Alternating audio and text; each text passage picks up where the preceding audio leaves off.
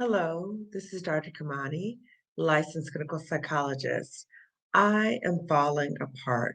This is for Black women in toxic jobs. And I wanted to talk about this because I have seen way too many comments from Black women who've been in toxic jobs and have talked about the harm that they've experienced at their job to the point where they feel like they are just falling apart. And so I wanted to talk about this not only to normalize the experience, but to tell you kind of what it looks like so you'll be able to identify the signs and hopefully get the support that you need. So, in terms of I'm falling apart, I think many times as Black women, um, we know of the stereotypes. It's so many different stereotypes about Black women, but we know about the one about, we're the strong Black woman. We also know that we're the angry Black woman. So, all these different stereotypes. So, for us, these stereotypes really follow us in the workplace. So, in the sense of we are often very aware of um, how hard it is many times for us to even get these jobs because of issues of racism, sexism, all these other things.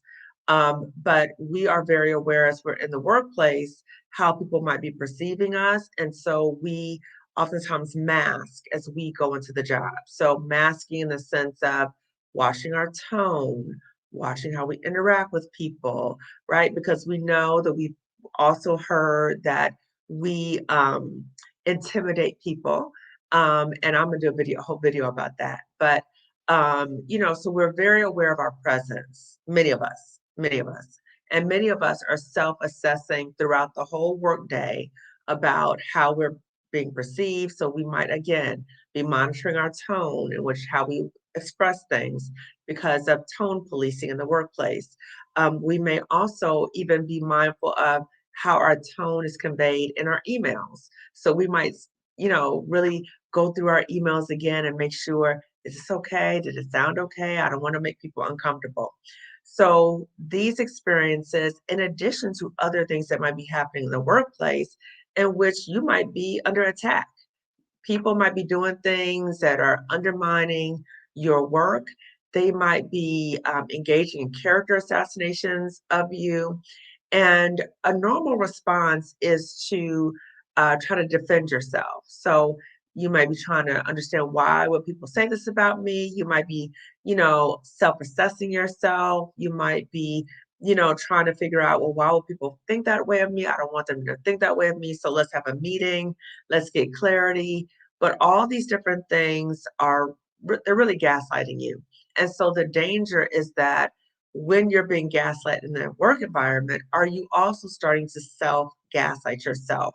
And I think that is where some of the injury comes in terms of the psychological injury in the workplace. So, in terms of I'm falling apart, ways that you could start telling that this is you. And again, I want to talk about it because, again, I've heard of way too many Black women talking about things like, as we commonly say, have a nervous breakdown, um, have a stroke, have a heart attack, all these other things that are happening in relation to the job. So I don't want you to get to that point. So I want to start talking about what are some of the signs that you can tell that you're falling apart because you may prize yourself just as I did, and I do, in some ways, about having things all together, like whatever comes is my way. I got it. I can handle it.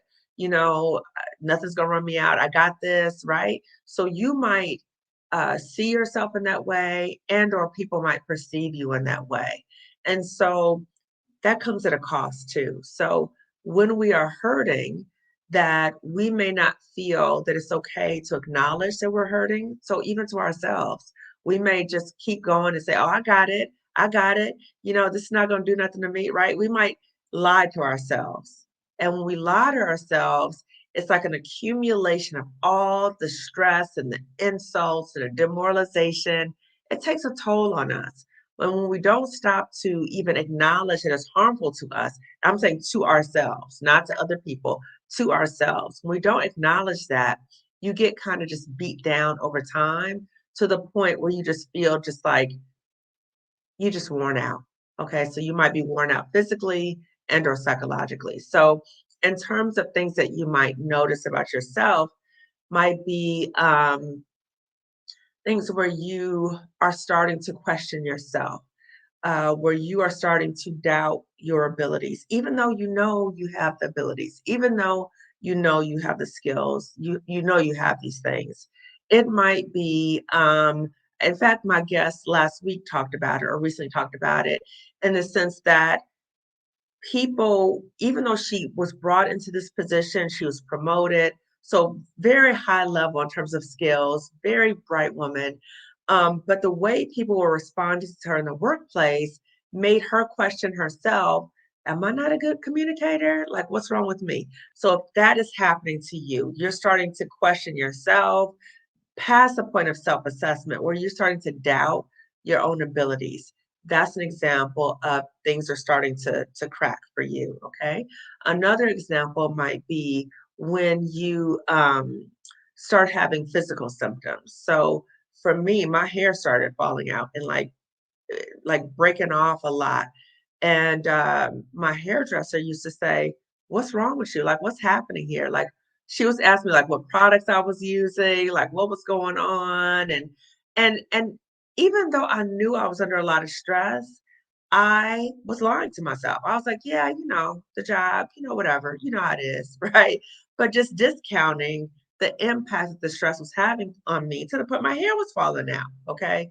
So again, you might be experiencing physical and or psychological symptoms. I invite you to really pay attention to those signs and symptoms because your body is not lying to you. So pay attention to what those things are so you don't get to a point where you feel like you're just totally falling apart. We don't want that to happen to you. So again, I just want to come on briefly talk about be aware of those signs. So they may be psychological. They might be in the sense that you wake up every day and it's a work day and you dread waking up, you dread walking, driving to work and getting out the car. You're crying on your way to work, you're crying leaving work, you're talking about the job after the job.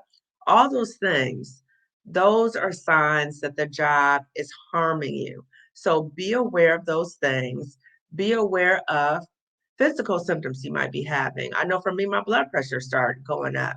So again, think about what else is going on in your life. What types of stresses are you experiencing? And in any way, is that job contributing to your job stress? Think about that to your life stress, okay? Because then that takes a toll on your body. So those things can contribute to not only how you experience your life, so in terms of your quality of life. So if you're dreading work, think about how much time you spend at work. Think about how much time you spend getting ready for work. That's a big part of your life that you are dreading. And also think about what are the ways that the stress of the job is impacting your health. So your mental and your physical health. So if it's taking a toll on you, then that can be contributing to you falling apart as well. Okay. So if you are now recognizing, this is not good for me, this is not healthy for me, then I invite you to also take steps to help yourself, to help heal yourself. Now, when I talk about healing, I've said in my previous videos, true healing really starts once you leave the job, once you leave that toxic job, because all those things that are continuing to harm you at the job, they're gone. Now, you might have some reminders, you might have other things, but you're not constantly being traumatized, re traumatized in the workplace. So, I invite you to do some things maybe while you're still at the job. So, number one is stop lying to yourself if that is what's happening. Start being more aware of the signs. If the job is harming you, start being aware of what those signs are.